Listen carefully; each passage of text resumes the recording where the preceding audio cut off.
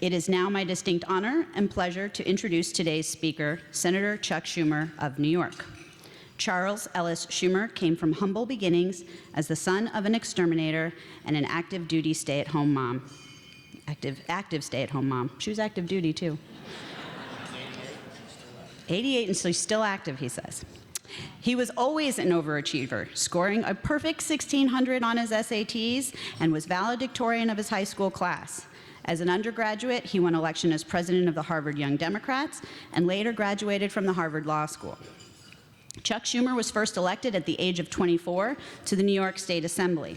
Always a doer, a leader not afraid to get his hands dirty, then Assemblyman Schumer noted decaying roads in Sheepshead Bay. So, he famously led constituents on a quest to fix the roads themselves, hauling 80-pound bags of cold patch and fixing potholes in his district one at a time, boasting, "I see myself as the mayor of a town of 150,000 people with no budgetary powers." But following his days of fixing potholes, Senator Schumer went on to serve 8 terms in the U.S. House, then, in 1998, was elected to the United States Senate. Notably, the senior senator from New York has never lost an election. Known for his tenacity, Senator Schumer has brought home key accomplishments to New Yorkers. Accomplishments like affordable airline service for upstate New York and the Hudson Valley. He, along with the then junior senator from New York, Hillary Clinton, delivered over $20 billion in aid to New York City following the attacks of September 11th. Senator Schumer is also the author of legislation that eliminated barriers that delay low-cost generic medications from entering the marketplace, and he led the charge to make college tuition tax deductible. He has been a lifelong champion of gun reform laws, recently getting a little help from his much less famous cousin, Amy. As one of the U.S. Senate's most powerful members, Senator Schumer is anticipated to become the Senate Majority Leader should the Democrats retake the Senate this November. Known as one of America's hardest working and most accessible elected officials, each year Senator Schumer visits all of New York's 62 counties, and we are delighted he has chosen today to visit what some might call New York's 63rd county. Ladies and gentlemen, Senator Chuck Schumer. Thank you. Thank you very much, Michelle, for you and the Forum Club for the great job that you do. And I'd like to just acknowledge 3 people, 2 of whom are here today. First, dear friends of Iris and mine, who spend a lot of time down here, although they started out in New York. Marcia and Henry Laufer, they are just great, great people, some of the finest people that Iris and I have met. And one of my top 5 claims is I got Marcia involved in politics in 1998, but she's gone on to even bigger and better things, and Henry's terrific as well, and they're the reason I'm here. They asked me to come, and when Marcia and Henry Laufer asked Chuck Schumer to do something, I say, to jump, I say, how high? I want to acknowledge he couldn't be here, but I spoke to him this morning, your Congress member to the north, Patrick Murphy. I know it's an election, so I'm not doing an endorsement, but I can tell you, since he's an incumbent elected official, I'm allowed to talk about him, that he is one of the best Congress people we have, not just in the Florida delegation, but across the country. He is smart, he's hardworking, and he has the thing that we really need in Washington, an ability to reach across the aisle and get things done. That is really our imperative in this country, to stop the gridlock, to stop the paralysis, and give people faith once again in government in their country, and Patrick does a great job of that. And I also want to acknowledge your Congress member here, Lois Frankel, who also does a great, great job. I imagine her election is not quite as tight as Patrick's. But she's a wonderful person and works very, very hard. Now, I always like to begin by telling a story. I have so many, but this one is a little bit relevant to you. So, my parents struggled their whole lives. As Michelle mentioned, my dad was an exterminator. My sister once sent him a Father's Day card that said, "Dad, we're the only family that associates the smell of DDT with love." because he'd come home from work late every night smelling of all those chemicals. He is a wonderful man, I'm blessed. And he worked hard. He had a small little business. The reason I have such sympathy for small business people and have dedicated much of my career to helping them is I saw how my father struggled, how my dad struggled. He would actually pace the floor Sunday nights at 2 a.m. before going to work Monday. We'd hear him, my brother, sister, and I, 2 in the morning, because he hated going to work Monday morning. But then he retired at age 70, and my brother, who was the financially successful Schumer, bought them a house right here in York County in Delray Beach at the Meisner Country Club. They were very smart. They bought my parents, they're now 93 and 88, and they bought them the model house so they wouldn't have to furnish it. It was the last house to go. But you know, living in a model house, it's a little impersonal. For us, they liked it. They're getting a little old now, as I said, 93 and 88. They don't come down anymore, but they used to come down until last year every winter. And when they started, they played golf. My dad had never had a golf club in his hand before. He took up golf. They saw so many of their friends. You're right, this is another part of New York in a certain sense. When I was a young assemblyman, they used to say the only other place I could get elected was Fort Lauderdale. They had a great time. But as the years went on, they got older. Many of their friends passed away, so they had fewer people to see. My dad's legs didn't hold out that well, so he couldn't play golf anymore. So they needed things to do. And they learned that Florida Atlantic University lets senior citizens enroll in any course for free. And that's what they did. Every Thursday at 4, they'd tool up, drive right up to Florida Atlantic University. They were enrolled in the course called humor. Now, what was the course called humor? Every Thursday, some erstwhile comedian who never made it in the Catskills would get up and tell jokes for 45 minutes, a different one each week. Well, my dad never went to college. He said, "Gee, college was pretty easy. I should have gone." But they would call me up with their favorite story, their favorite joke of the week. So this is one of them. Mrs. Walters is brought before the judge, and the judge rolls his eyes. "Mrs. Walters, you're back." "Yes, Your Honor, I'm back." "And Mrs. Walters, what did you steal this time?" "Your Honor, I stole a can of peaches from the public supermarket down the road." Well, the judge is clearly exasperated. He goes, "Look, Mrs. Walters, I know that you're a kleptomaniac, and I know that this is an illness. You can't help yourself, and I know you could easily afford a can of peaches. But for Lord's sake, Mrs. Walters, this is the 17th time you've been brought before me for shoplifting this year, and it's only March. I have no choice. I'm going to sentence you to some time in jail." Now, how many peaches were in the can, Mrs. Walters? "Your Honor, there were 4 peaches in the can." "Well," he says, "I have no choice. I am going to sentence you to 4 nights in jail, 1 for each peach."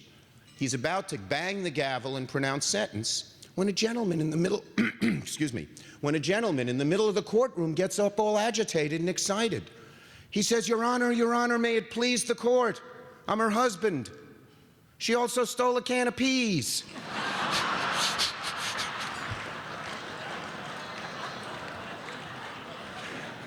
So, when you're all ready to retire, enroll in the course humor at Florida Atlantic University, and you can call your children up and tell them nice jokes. Anyway, it's great to be here today, and when I thought about what I should speak about, I mean, the thing that's on everybody's mind is the election. And yet this is a nonpartisan group, so I'm going to try to give you my analysis of this election without being too partisan. And the question everyone asks is, why is this election so different than any that we have seen over the decades? And I would tell you that, in my judgment at least, there are 2 reasons. One economic, one structural. The economic reason is as follows. This is the first time that middle-class incomes have declined in this country for such a long period of time.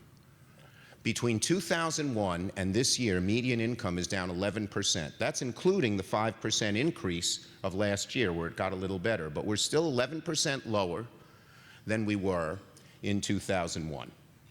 What happened is this. Technology between 1950 and 1980 was directly tied to wages and salaries. Productivity, rather, not just technology. Productivity was tied to wages and salaries. And between 1950 and 1980, they went up hand in hand. And those were the golden years of America. But then in 1980, technology and its twin offspring, automation and globalization, caused those two to separate. Productivity kept going up at a rapid rate. But wages and salaries, I'm talking broadly defined, was separated. It went up too, but by a less steep curve. But by 2001, these forces had become so strong that wages and salaries started to decline. Now, America is usually a bright, sunny, optimistic country. We're not ideological, we're problem solvers. That's what we've been throughout our history. It's a wonderful thing. And if you'd ask most Americans what the American dream means to them, they'd put it in simple language. They'd say, the American dream, to me, means that if I work hard, I'll be doing better 10 years from now than I'm doing today, and my kids will do still better than me. I can look out my window. I live on the 10th floor of a building, of an apartment building in Brooklyn, and I can see that lady with the torch. And that torch symbolizes to most Americans the American dream. When it flickers, when people don't have such faith in the future, we become a more sour, more upset, and more angry country. And that's what's happened in this election in particular. Now, it could be summed up by a young lady who I happened to see at a focus group. In other words, we Democrats have a retreat at the beginning of each congressional session, and we try to figure out what's going on. And they had one of these people who does focus groups have 4 college kids up on the platform. And he was interviewing them. And they were non-political and all middle class. And here's what one young lady said, which stuck with me. She said, when he asked her how does she feel about her future, she said, my parents could afford a nice house. I'm not sure I'll be able to. My parents had good health care. I'm not even sure I'll have that. And my parents got out of college debt-free. That sure as heck ain't happening to me. And then this line, the whole system seems rigged against me. Okay? Now that's not just a college student. That could be a worker, 45 years old. And he used to make $30 an hour, but his job is not there anymore, maybe because of automation, maybe because of globalization, and now he's making $12.50. It could be a woman, 64 years old in Phoenix, who's about to retire, and she always thought, I'm going to have a good retirement, because not only do I have my Social Security, but I have a nice pension. And she found that the pension is no longer there. The whole system is rigged against me. Now, when that happens, candidates who are echoing that anger benefit. And we had 2, particularly. Bernie Sanders on the left side of the Democratic Party. Incidentally, Bernie Sanders went to James Madison High School in Brooklyn, as I did. He was captain of the track team. I was on the basketball team. His key team was very good. They won the city championship. Our team wasn't that good. Our motto of our basketball team at Madison is, we may be small, but we're slow. I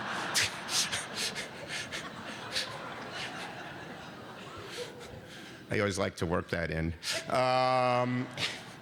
But in any case, Bernie on the left side and Donald Trump and probably Ted Cruz on the right side.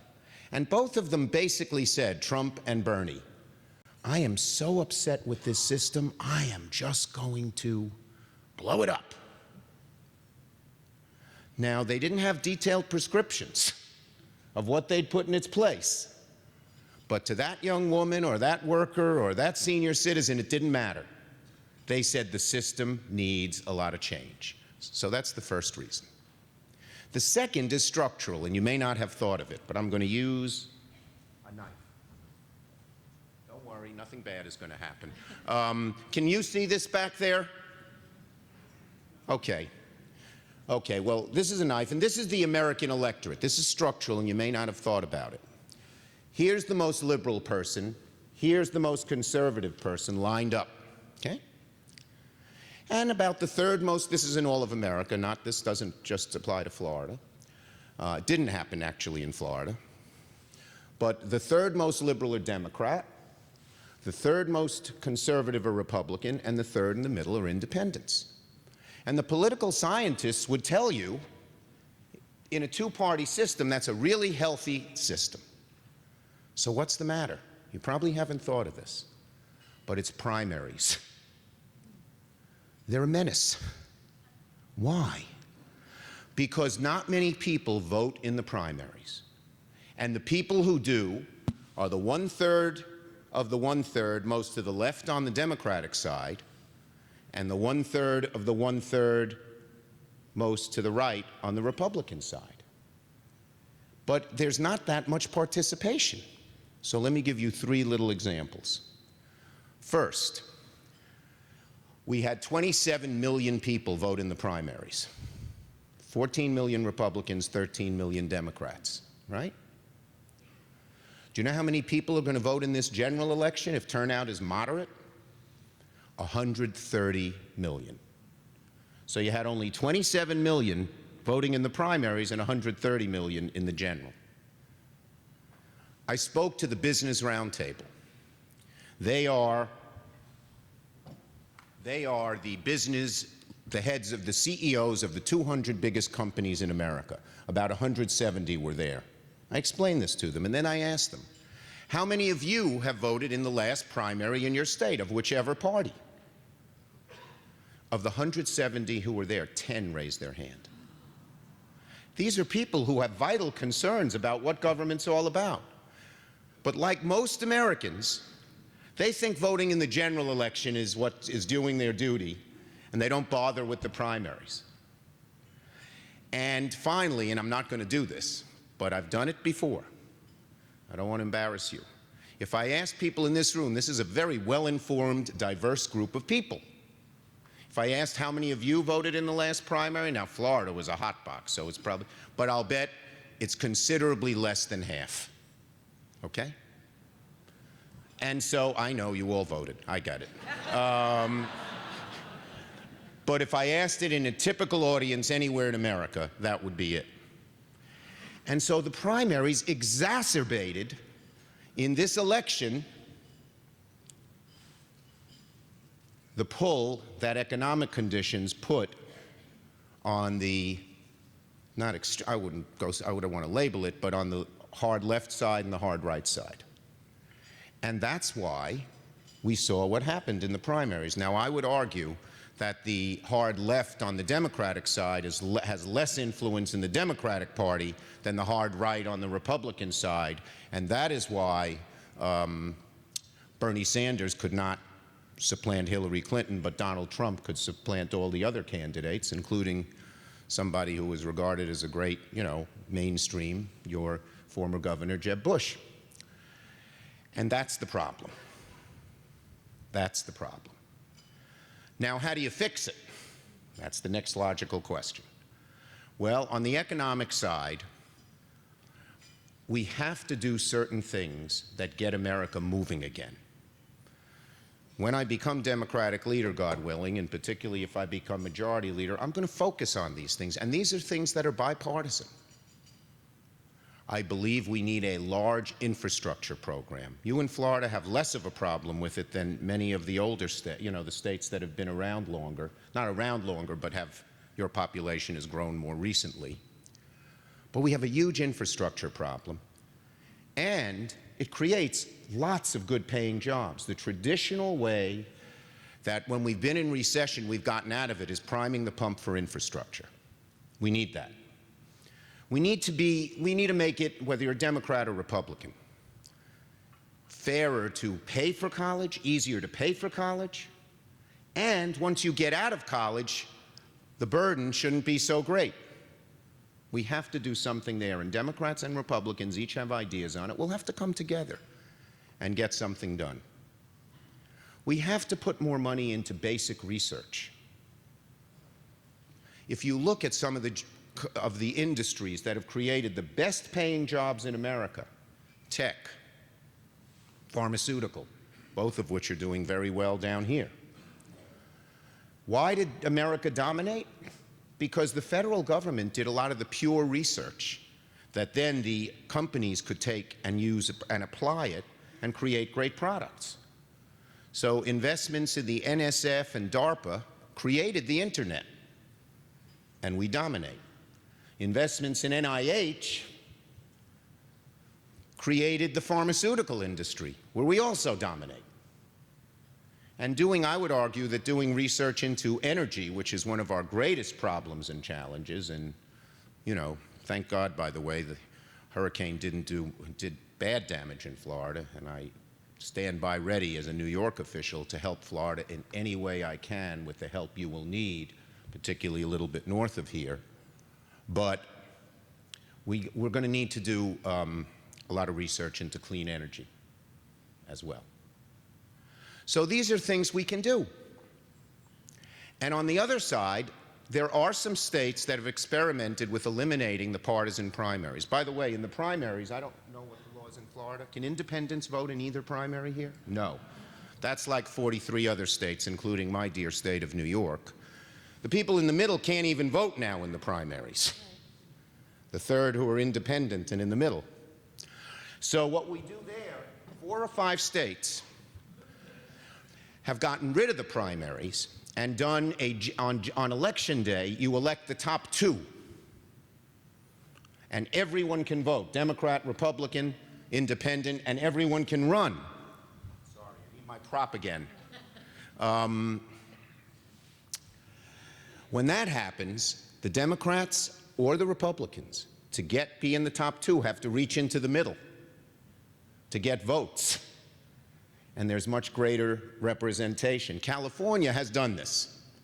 And they've elected about the same amount of Democrats and Republicans, but both the Democrats and Republicans are more moderate. It used to be a state known for the parties being really at the extremes. And under Governor Jerry Brown, they're getting a whole lot done, and their job growth is booming. Their population is growing. It can only be done by the states. This is not a federal, because, as you know, the Constitution says the states determine elections. But it's something your state and every state ought to look at. And it has support on both sides of the aisle. Okay. Finally, a note of optimism. We are a great country. And whenever we have problems, we fix them. Every 30 years or so, there are periods in American history where people say, these problems are so great, we'll never overcome them. These are different than all the previous ones. And each time America, a practical, sunny, optimistic, non-ideological country fundamentally, we get together and fix them. And we will. And we will. When the Founding Fathers created this country, the day after they left Constitution Hall, they said, what have you created in there? And they said, we have created God's noble experiment. I believe all 3 words are every bit today as true as they were then. We are one nation under God. Pastor? We are noble. There's no other country that strives for equality and excellence and opportunity, innovation and entrepreneurship the way we do. And we are an experiment. We're always changing. We're never locked into a way of doing it that just leads things to not happen. So, folks, these are tough times. And this election is a rather unusual election. But I'll bet you we'll be able to look back in several years and say, oh, that was tough times, but we're really on the road to fixing our problems, and God's noble experiment will remain the greatest country on earth. Thank you very much. Should I just stand here?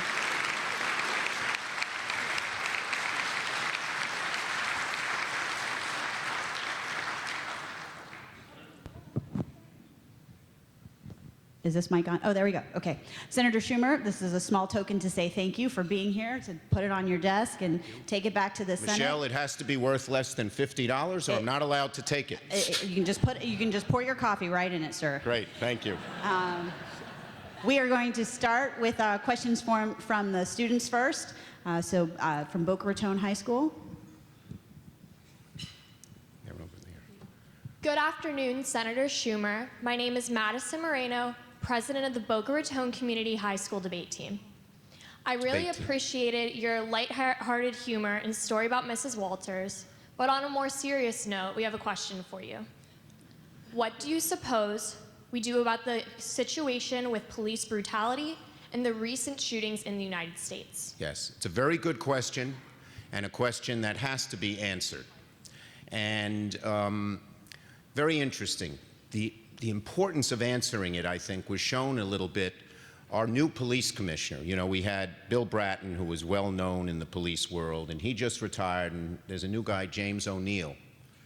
And there was a murder in the Bronx a while back of a mother of 3 kids. And it was brutal, and no one knows who did it. And they can't get the cooperation in the community to find out. People are afraid to step forward, in part because of gangs and retaliation, but in part, of course, because of mistrust of the police.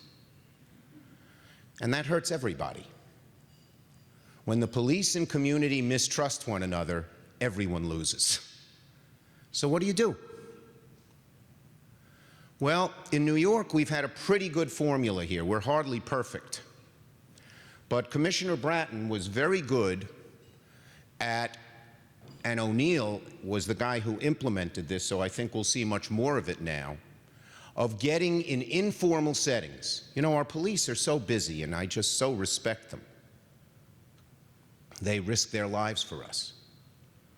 But they don't really have time to get to know the people in the community, so there can be a bond and there can be trust. That makes the police officer a better police officer, and it makes the community a more trusting and ultimately safer community.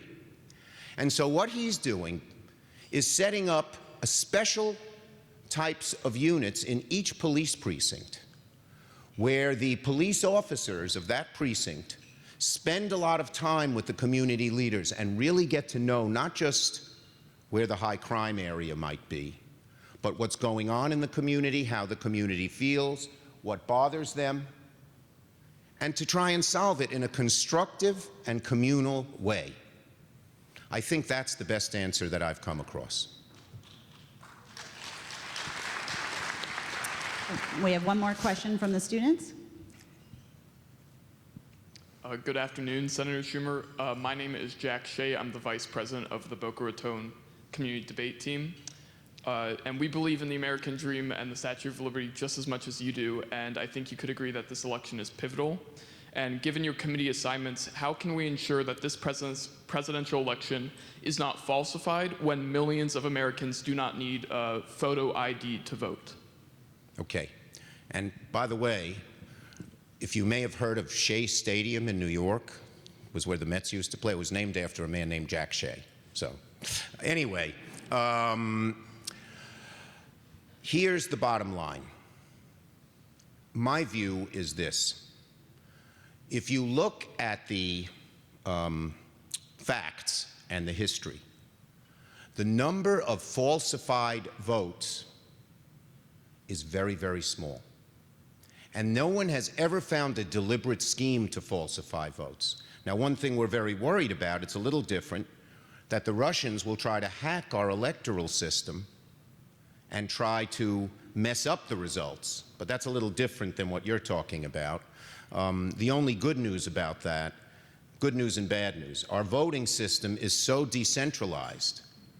Palm Beach County is separate from Broward County and all of that, that it's very hard for them to hack in and destroy all of it. There are so many different little nexuses that it'll be hard for the Russians to do. But in terms, I really believe that, and I know this is an issue that some will disagree with, that the amount of actual fraud and falsification is so minimal. And I believe that people have used it as an excuse to exclude people from voting, particularly poorer people and people of color. And I think that is so wrong. That is so against the American grain to do that. So I have no problem with there being vigilance in preventing falsification of votes and manipulation and fraud. I have a lot of difficulty when 19 states, I believe including yours, put in barriers that are making it harder to vote. There are a lot of people who don't have a photo ID. Then we've seen instances with different voting boards. I haven't heard it in Florida. In the inner city, there's one booth, and you wait 3 hours to vote, and in the suburbs there are 8 booths, and you can walk right in. I don't care what party you are, and I don't care what your philosophy is. Those things are so against the American grain, where voting is our right. And what I would say is I'm more worried about that problem than the falsification problem, even though I think we should be vigilant about that.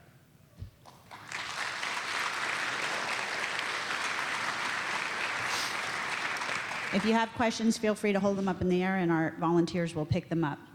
Senator, do you see... Very good questions, Boca Raton Yes, High School. excellent question. How's your basketball team? Do you see an opening for immigration reform Yes. in the next Congress? Yes, I do. First, we're all, this is a cliche already, but we're all descendants of immigrants. You know, I'm a 6th-generation American on my mother's side and a 4th generation on my father's side. But I still feel the pull of immigration a little bit, because we all hear stories about when our grandparents or great-parents, grandparents, or whatever came over. And so we are a nation of immigrants. Comprehensive immigration reform had a great start in the Senate. I was the leader on the Senate side. John McCain, whose politics are not mine, was the leader on the Republican side, and we got a bill that passed with 68 votes. It would have increased our GDP, according to CBO, which is non-political, by 3.5% over a decade. That's huge. No Republican tax cut or Democratic spending program would have increased GDP as much. Now, here's what we do in that bill. 3 things. First, for the professions we are lacking, we make it easier for people to come.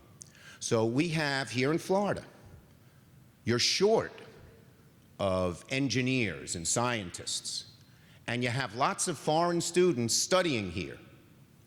We say that every PhD or MA, a foreign student who gets a PhD or an MA in STEM, science, technology, engineering, or math, gets a green card stapled to their diploma. Talk to our tech industry here in Florida or elsewhere. They'll say that's the #1 thing they need. Lots of our tech businesses are going to Canada, who has this system now, because they can't get the people here. We make it easier.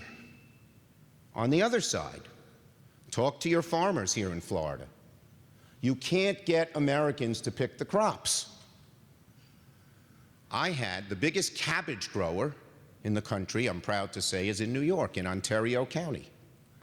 He didn't plant cabbage last year because the year before he couldn't get the workers, and the cabbage died on the ground. I used to say vine, but even a kid from Brooklyn knows that cabbage doesn't grow on a vine. In any case, We make it easier for the farmers. We also are really tough on people, future people coming and working here who come illegally, for people in the future. This idea that it's amnesty, that is a slogan that is wrong. Here's what you'd have to do. Oh, sorry. So people who come here illegally subsequent to actually 2012 can't work here. It'll be, if we do a new bill, we'll move the date up a little bit. They can't work here.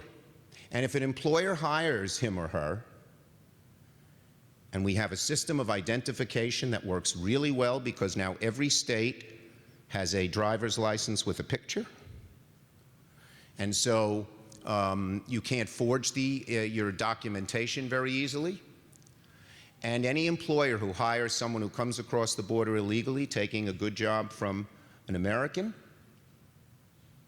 gets a big fine the first time, and after the third or fourth time, they can go to jail. So it's really tough on future. Now, what about the 12 million who are here? And this is what I wanted to talk about the most, almost. You hear Rush Limbaugh and everyone else saying amnesty. Here, if you're here now, here's what you have to do to be a citizen. You first have to work. Second, you have to pay back taxes. Third, you have to admit wrongdoing and pay a rather large fine. $5,000. If you figure it out, 10 million people who are here pay $5,000, that pays for the whole bill. It doesn't cost a nickel. They pay over a period of time because they don't have $5,000 in a pocket or bank account. Fourth, you go to the back of the line. So if someone in Mexico crossed the border illegally in 2009, but someone else applied at the Mexican embassy or American embassy in Mexico City in 2008, the person in 2009, while they can work here, gets no path to citizenship until the 2000 and the person who waited, who came first. You go to the back of the line. And you get no benefits. None. Worse than just about anybody else. What this means, because you go to the back of the line, you have to do all this. First, that is not amnesty. And when Americans hear that's what the bill does, 75% are for it, 60% of Republicans are for it. It's tough. We were forced to make it tough. It was a bipartisan Gang of 8. I won't get into that because that might get a little political in this room. But we were really tough. And it is not amnesty, not even close. I know Rush Limbaugh started calling it amnesty and Fox News started calling it amnesty, but you can't call that amnesty. You admit wrongdoing and pay a fine for it, but you also have so many other burdens. Did I say this? For the first time you have to learn English? First time ever. So it is one tough bill. And the bill, two final things. So Roger Ailes, who was then head of Fox News, came to me and said, Schumer, I know why you're doing this. You want all those illegal immigrants to vote and they'll vote Democratic. You're doing it for political reasons. This was a totally bipartisan bill, Schumer-McCain. I said, sir, under our bill, the very first person who could become a citizen and vote is 13 years after the bill passes. If you Republicans haven't straightened out your problems with the Hispanic community in 13 years, forget about it. But second, here's who it had the support of. Business and labor. The tech community. On the farming side, on the agriculture side, both the growers and the farm workers. All the churches, not just the more liberal Christian churches, the Catholic Church, totally for it. Our Cardinal Dolan would come down and lobby with me. And the evangelicals. The Southern Baptist Conference, led by Dr. Land, hardly a liberal or Democratic group, supported the bill. And what happened, to be honest with you, and here I will get a little political, a group of 50 or 60 people in the House of Representatives said we passed the Senate, said they're not going to let this pass, and unfortunately, even though it had a majority of votes, if it was put on the House floor, the then Speaker didn't put it on the floor. A bill similar to that, I believe, will pass in 2017, and all of America will benefit.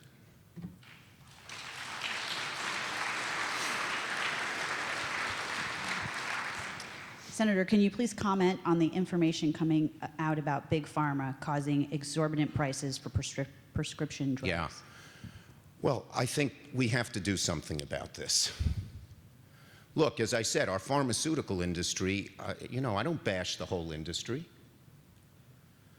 They've created life-saving drugs.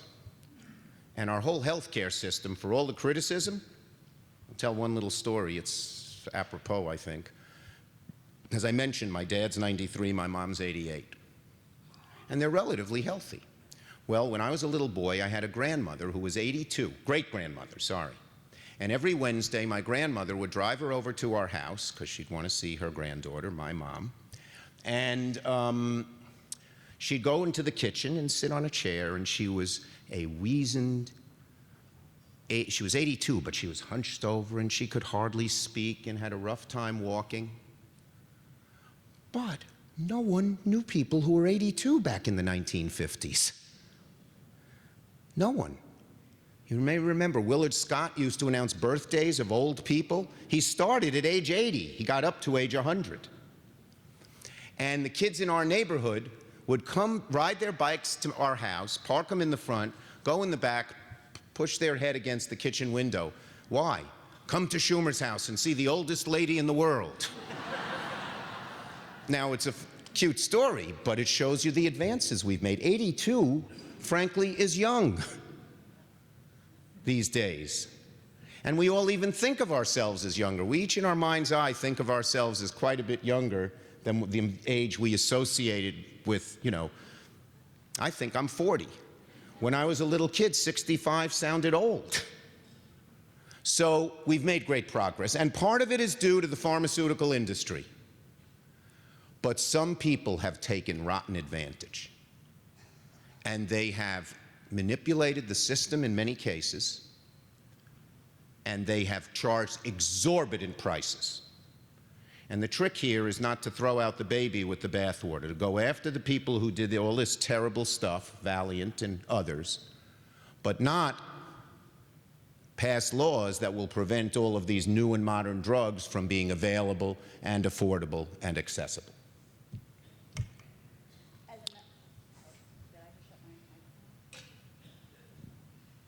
Hello? Oh, there it goes. As a member of the Senate Finance Committee, you have jurisdiction over many issues vital to the U.S. economy. President Obama's signature shift to Asia has stalled. If we fail to pass the Trans-Pacific Partnership, won't we lose credibility with our allies and embolden China? Okay. This is one issue where I disagree with the president. I disagreed with him on the Iran war, and I disagree with him on this. My view.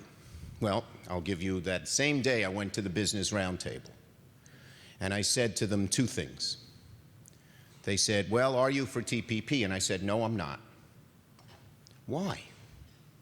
I said, because to me, the #1 problem in America is the decline of middle-class incomes. That's what's created the sourness and the anger and the frustration above anything else that we have seen. And I told the Business Roundtable, I suppose that TPP will raise corporate profits. And all things being equal, that's a good thing. And I suppose that it might even increase GDP, although the analysts are divided. But as long as it continues to erode middle-class incomes, I can't be for it. And that's how I feel. I feel our whole trade mechanism needs to be re-examined. And I'll give you the place where it's worst. It's not the countries in TPP. I'm against it for the reason I stated. But far and away, the most egregious violator is China. They play by a different set of rules than anybody else. And here's what they do.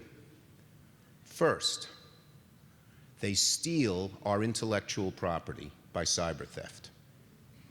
Here's what General Keith Alexander, Lieutenant General who's in charge of cybersecurity for our government, for our country, here's what he said. This pains me because I want to see America stay #1. I love America.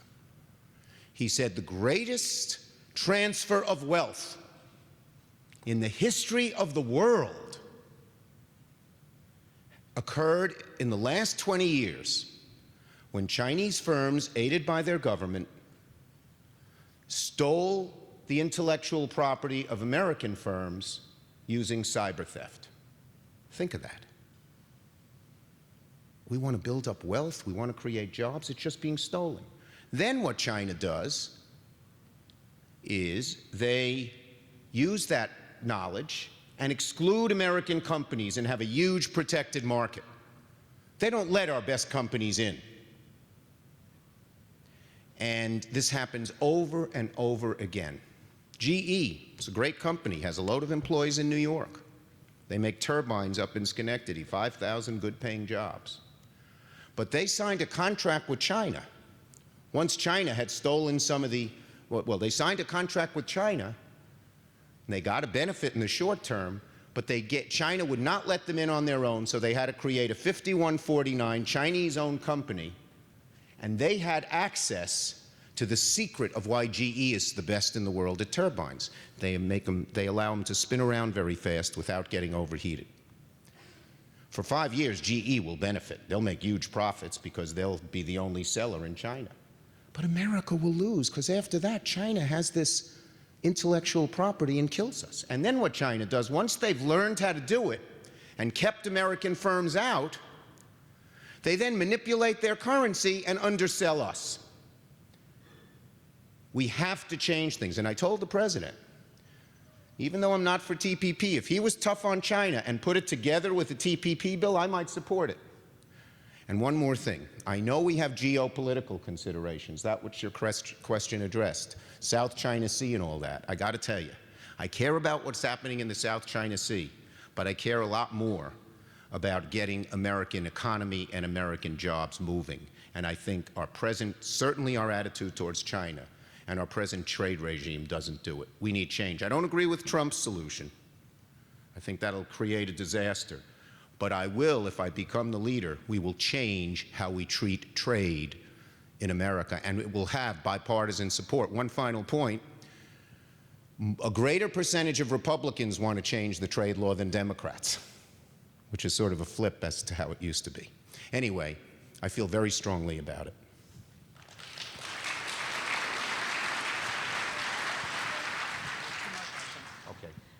Homeownership rates dropped to the lowest level since 1967. Is regulation restricting access to credit for first-time homebuyers, or is there a shift away from home ownership?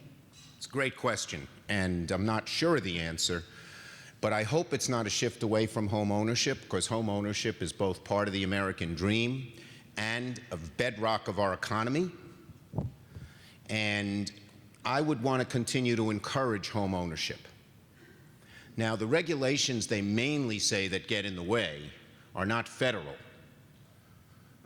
It's state and local zoning and other things, and we have it in New York, NIMBY. Somebody wants to build a nice new development. I don't know if this happens in Florida, probably a little less. Yes, you're shaking your heads. Somebody wants to build a nice new development, and 100 people who are right nearby say, we don't want to do it. It'll make things more crowded. Some people even say, I don't want the noise. Well, we can't let NIMBY stop growth and progress. And so I think that's the biggest, and I'd say one other thing. There's a move to privatize Fannie and Freddie. I don't know how many of you deal with real estate, whether you're in the, whatever part of it you were in. If we got rid of Fannie and Freddie, it would be the greatest thing to undo the home ownership in America. What created home ownership was that guarantee for homes. Now, Fannie and Freddie got adrift.